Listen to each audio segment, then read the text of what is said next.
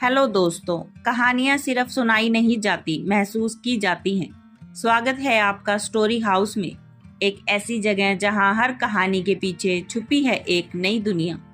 तो तैयार हो जाइए क्योंकि कहानी शुरू होने वाली है। ये कहानी है रूपनगर की। भारत पाक सीमा से महज 8 किलोमीटर दूर बसा एक छोटा सा गांव। मिट्टी की खुशबू लिए सरसों के खेतों में लहराता हुआ ये गांव दिखता तो सीधा सादा था, लेकिन उसकी आत्मा थी फौलादी। यहाँ के लोग हर सुबह उठते, अपने खेतों की ओर बढ़ते, बच्चों की हंसी गलियों में गूंजती और शामें मंदिर की घंटियों और आरती की स्वर लहरियों से सजती। लेकिन उस दिसंबर की सुबह कुछ अलग ही थी। ठंडी हवा के बीच अचानक एक भयानक आवाज गूंजी, धाएं, भागो, फायरिंग हो रही है, सरहद पर कुछ गड़बड़ है। गांव की चौकी पर पाकिस्तानी सेना ने अचानक हमला कर दिया था। बिना चेतावनी, बिना युद्ध की घोषणा उन्होंने गोलाबारी शुरू कर दी। लोग घरों में दुबक गए और तभी एक घर में हलचल हुई। अजय सिंह गंभीर स्वर में, राकेश राइफल निकाल, लगता है फिर से वक्त आ गया है देश के लिए कुछ करने का। राकेश कहता है, हाँ पापा, आज खून नहीं आग बहेगी हमारे इरादों से। कैप्टन अजय सिंह सेना से रिटायर, लेकिन रगों में अब भी वही लहू। और उनका बेटा राकेश अभी कुछ ही महीने पहले एनडीए से लौटा था, ट्रेनिंग पूरी करके छुट्टियों में गांव आया था।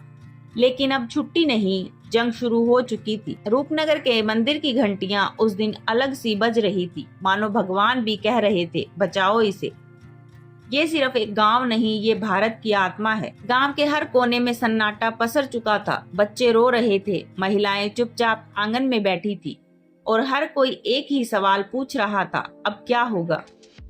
लेकिन एक घर ऐसा भी था जहां डर नहीं था, वहां योजना बन रही थी। राकेश, पापा, हमारे पास हथियार कम है, लेकिन अगर गांव के जवान साथ दें तो हम उन्हें रोक सकते हैं।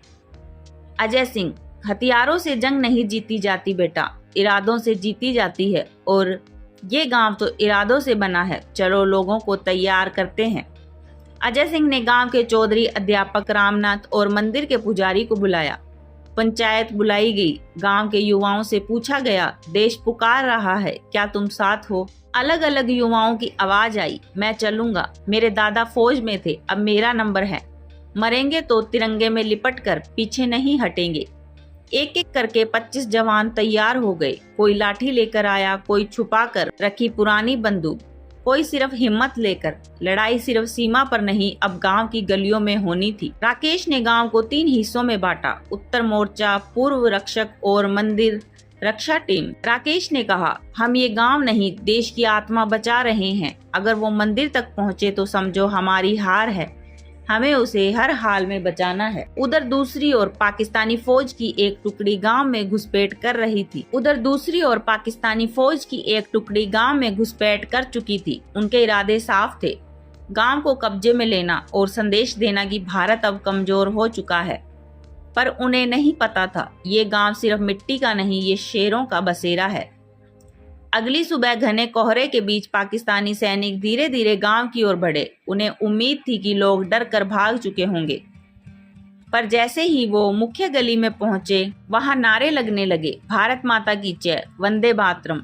राकेश और उसकी टीम ने पीछे से हमला बोला। लाठी, बंदूक और चाकू लेकर वे टूट पड़े। पाकिस्तानी फौज भौचक्की रह गई। उन्हें ग्रामीणों से इतना तीखा प्रतिरोध मिलेगा, इसकी कल्पना भी नहीं थी। अजय सिंह राइफल चलाते हुए बोले, एक गोली मेरी, 100 इरादे तुम्हारे खिलाफ, लौट जाओ नहीं तो मिटा दिए जाओगे। लेकिन लड़ाई आसान नहीं थी। दुश्मन के पास मशीन गन, ग्रेनेड और नाइट विजन डिवाइसेस थी। गांव वालों के पास बस हिम्मत, एकता और रणनीति, और इन्हीं 3 चीजों ने बाजी पलट दी। राकेश ने गांव के पुराने कुओं को छुपने और हमला करने के अड्डे बना दिए। महिलाएं घी और मिर्च वाले बर्तन ले आई, जिन्हें आग में डालकर हमला किया गया। एक महिला बोली, हमारी कोख ने योद्धा पैदा किए हैं, हम सिर्फ पूजा करने नहीं, दुश्मन को जलाना भी जानते हैं। धीरे धीरे पाकिस्तानी सेना को पीछे हटना पड़ा, लेकिन एक अंतिम टुकड़ी मंदिर की ओर बढ़ रही थी। वहां सिर्फ 3 लोग खड़े थे, राकेश, उसका दोस्त विक्रम और मंदिर का पुजारी। पुजारी कांपते हुए बोला, बेटा, ये मंदिर तो भगवान का घर है, क्या वे इसकी रक्षा करेंगे? राकेश ने मुस्कुराते हुए कहा, नहीं बाबा, आज भगवान को आराम करने दीजिए, आज रक्षा हम करेंगे। मंदिर की सीढ़ियों पर खड़े राजवीर की आंखें अब युद्ध में तप चुकी थी। सामने पाकिस्तानी सैनिकों की टुकड़ी थी, करीब 15 हथियारबंद लोग जिनके पास भारी मशीन गनें थी। लेकिन मंदिर के सामने खड़ा था सिर्फ एक युवा, जिसके हाथ में एक पुरानी राइफल थी और दिल में 140 करोड़ भारतवासियों का विश्वास। राकेश ने कहा, अगर एक भी कदम मंदिर की ओर बढ़ाया तो गोली नहीं आग बरसेगी, और ये आग नफरत से नहीं देशभक्ति से जलेगी। पाकिस्तानी सैनिक हंसने लगे। उन्हें लगा ये पागल है, लेकिन पागल वही होते हैं जो इतिहास बदलते हैं। राकेश ने छिपे हुए साथियों को इशारा किया। पेड़ के पीछे से विक्रम ने पहला हमला किया, एक ग्रेनेड फेंका जिससे 2 सैनिक वहीं ढेर हो गए। लड़ाई शुरू हो गई। गोलियों की तेज आवाजें आने लगी। राकेश आगे बढ़ता गया। हर गोली के साथ वह अपने किसी साथी का बदला ले रहा था।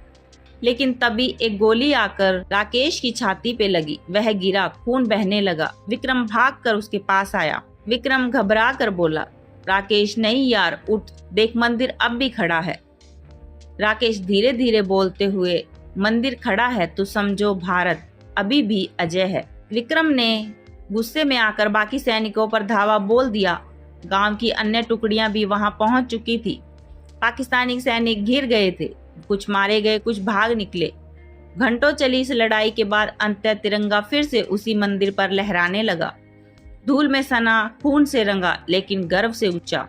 राकेश की आंखें बंद हो चुकी थी, लेकिन चेहरे पर मुस्कान थी, एक ऐसी मुस्कान जो जीत की होती है, बलिदान की होती है। अजय सिंह बोले, तू मेरा बेटा नहीं, तू भारत माँ का सपूत था। आज तू अमर हो गया राकेश। अगले दिन पूरा रूपनगर इकट्ठा हुआ। राकेश का अंतिम संस्कार तिरंगे में लिपट कर किया गया। गांव के हर घर में एक दीपक जलाया गया, एक दीपक भारत माँ के उस बेटे के नाम। सरकार ने राकेश को मरणोपरांत शौर्य चक्र से सम्मानित किया, लेकिन उससे कहीं बड़ा सम्मान था लोगों के दिलों में उसकी जगह। गांव के स्कूल का नाम अब राकेश इंटर कॉलेज रख दिया गया। हर बच्चे को उसकी कहानी सुनाई जाती, ताकि वो जाने कि देश के लिए जान देना सबसे बड़ा धर्म है। अजय सिंह फिर कभी सेना में नहीं लौटे, लेकिन हर साल 26 जनवरी और 15 अगस्त को वो अपने घर की छत पर खड़े होकर राकेश की यूनिफॉर्म पर सलामी देते। अजय सिंह आकाश की ओर देखते हुए बोलते हैं, तू गया नहीं बेटा, तू हर तिरंगे में है, हर जनगण मन में है, और हर उस बच्चे की आंखों में है जो तुझ जैसा बनना चाहता है। रूपनगर अब सिर्फ एक गांव नहीं, एक प्रेरणा बन चुका था, और यही था भारत, जहां हर गांव में एक अजय सिंह होता है, हर घर में एक राकेश और हर दिल में एक तिरंगा। अगर आप आज खुलकर सांस ले पा रहे हैं तो किसी राकेश ने अपनी सांसें रोक दी थी। उन्हें याद रखना, सिर्फ 2 मिनट के लिए नहीं, जिंदगी भर के लिए। दोस्तों, तो ये थी आज की कहानी। कैसी लगी अपने विचार जरूर बताइए, और अगर आपको कहानी पसंद आई तो लाइक, शेयर और स्टोरी हाउस को सब्सक्राइब करना ना भूलें। अगली कहानी में फिर मिलेंगे, एक नए मोड़, एक नए राज के साथ। तब तक के लिए अपना ख्याल रखिए और कहानियों से जुड़े रहिए। धन्यवाद।